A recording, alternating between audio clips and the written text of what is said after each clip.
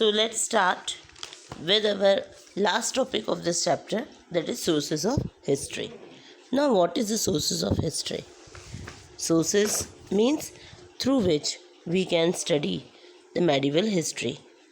As we have already studied before in 6th class, that in ancient period we have the limited sources of the study for ancient history. But in medieval period, because many inventions took place, lifestyle of the people were increased and the standard were high, as well as many travelers started to travel from one place to another. That all gives a mixed culture, as well as the technology was also increased. Progress was done very much at that time by the human. So we can say that we have more sources for the history to study the medieval period. So here we will discuss about the sources of history for the study of of the medieval period of India. To understand this more clearly, we should take the help of flowchart.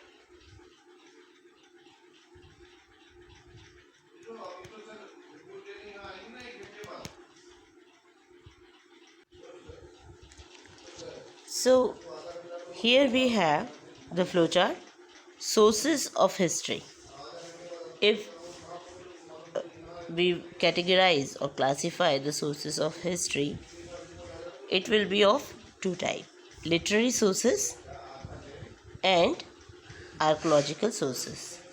Literary sources, it means whatever the written accounts during the time of the medieval period which was under study or which were written, that are called as literary sources of the medieval period. It actually covers the various subjects like religion, science, politics, astronomy, literature, medicines, etc. So we can say that we have a lot of information regarding to the subjects, and many books were written during that time. Now, literary sources are also of two types, that is indigenous sources and foreign sources. Now, by the name itself, indigenous means which belongs to the particular place of our own.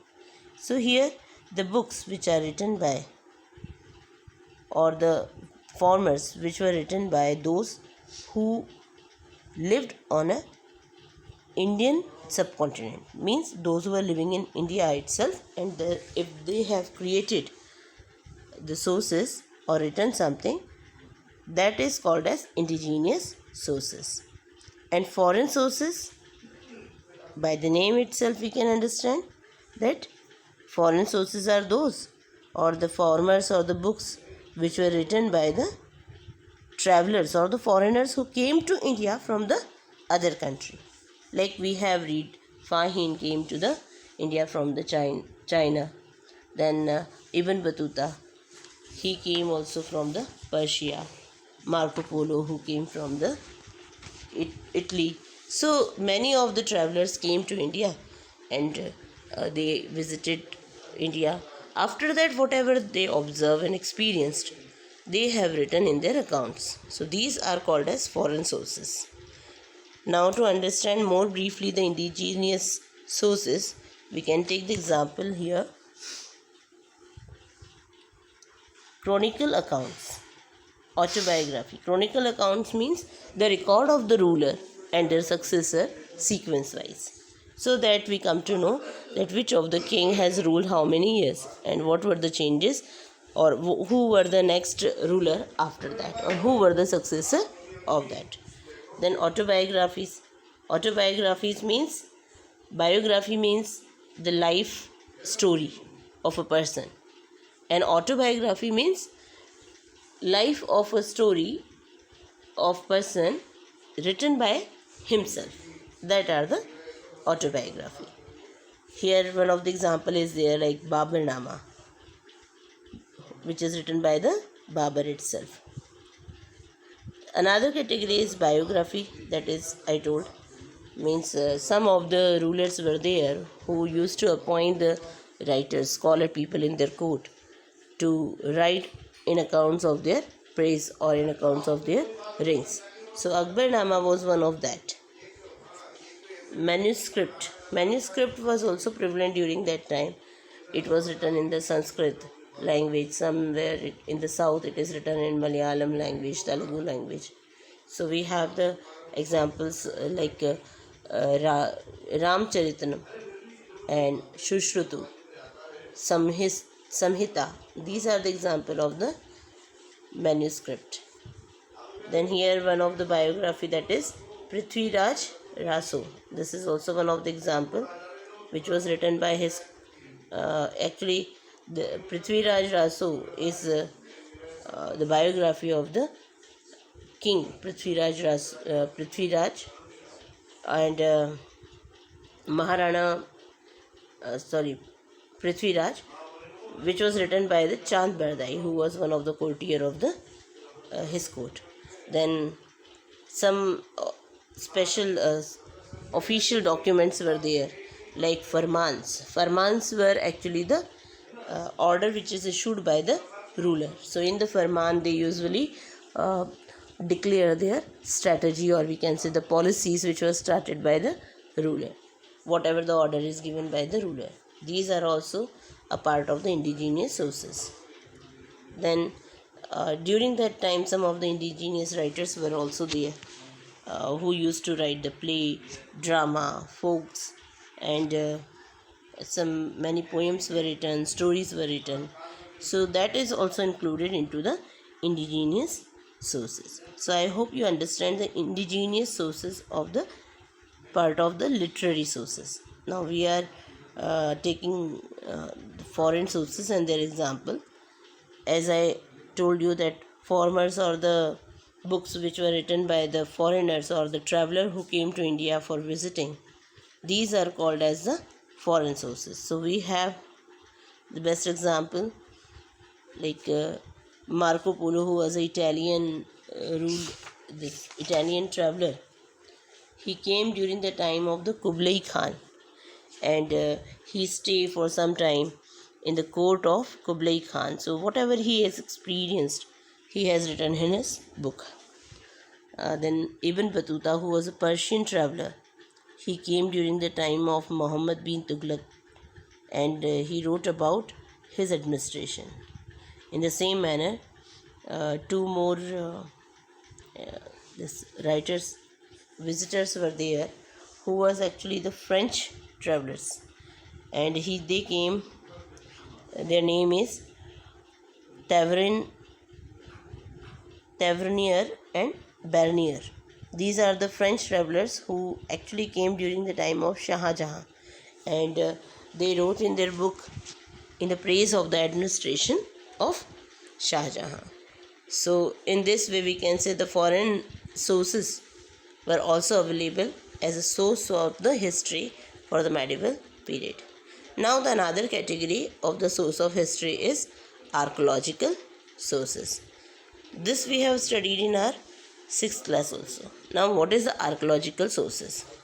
Archaeological sources means which can be defined as a study of the past in the light of the material which will remain behind by our ancestors.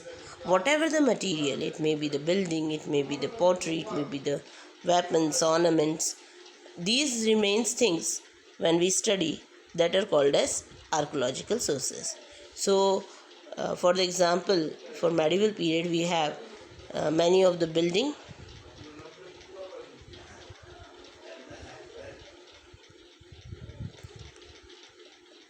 and monuments. In building and monuments we can say forts, mosques, religious temples, then many of the other building like court places were there. Then people were assembled and talk to the king. Diwane Khas, Diwane Am, this was built during the time of Akbar. Then Qutub Minar is one of the example. So these are comes into the building and monuments. Then pottery, which are of the different material, which are in different designs. So that tell us about the uh, progress in the art field. Then the material which is required for making or used by the pottery, by that we come to know that which of the things were available during that time. Weapons, how much advanced they were, it shows by the weapons. Ornaments, whether it is of copper, gold, silver, so it shows the progress of the particular period of time. Then sculptures, the way in which the rock were carved and make the idols. And then we have the example like Khajuraho and Mount Abu, where the sculptures are made very finely.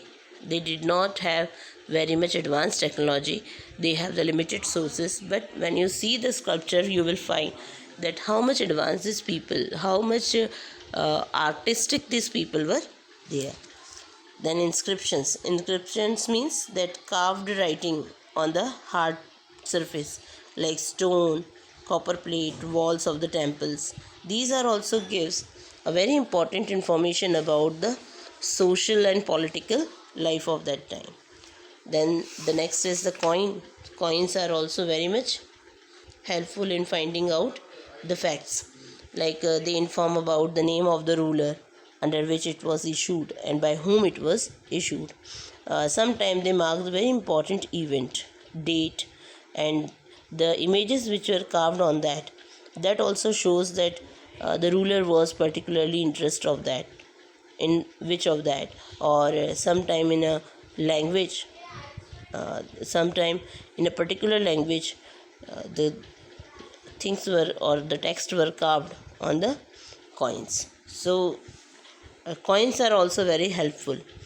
Coins also tell us about the progress of the particular period, because as it is made up of the different metal, so gold, silver or copper, so it shows the progress, that how much what was the economical condition of that time in a particular period of time of a particular ruler.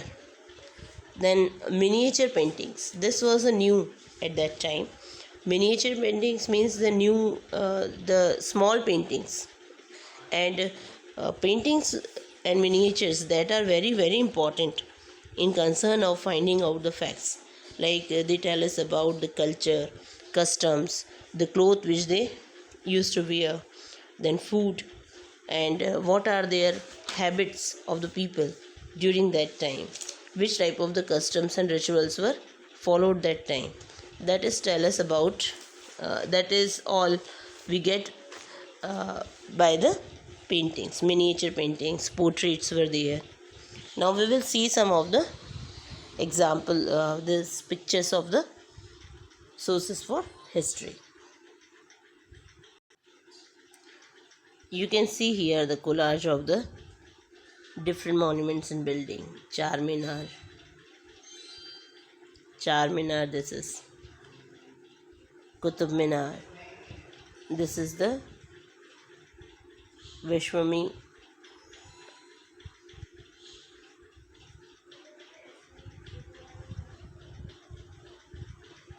this is the fort of Mandu.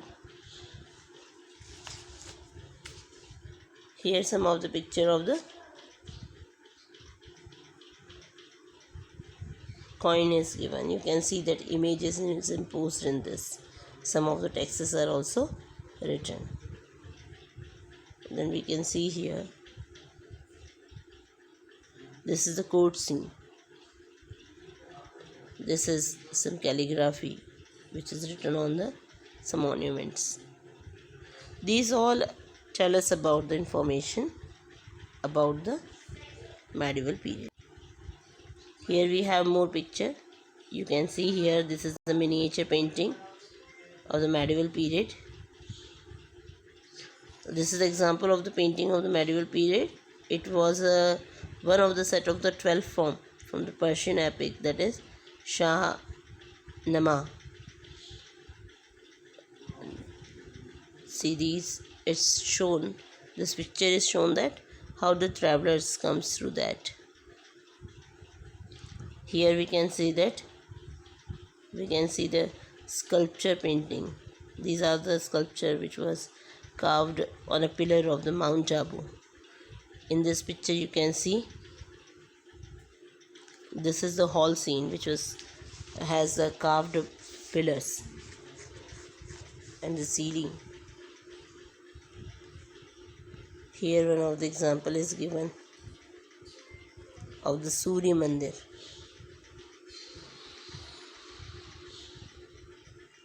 This is one of the sculptures which was a sculpture panel which was there in the Lakshman temple at Khajuraho.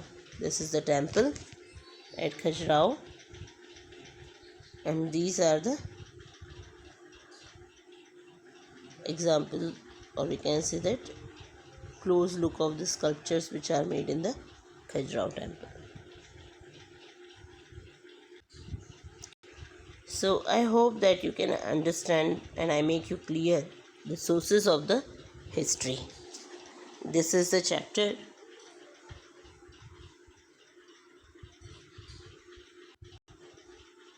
This is the chapter which I will send you this pic so that you will read it and understand more clearly. So this was the last part of our chapter, and now our chapter is completed. Question answers of this chapter will be given as an assignment. It will be the assignment for vacation. Some of the map work will also be given which you have to complete and learn. And this is also the assignment that you have to read all the question answers of both of the chapters of geography chapter first as well as the history chapter first. Be ready with this so that whenever the school will open, you will be ready with the exam. Thank you.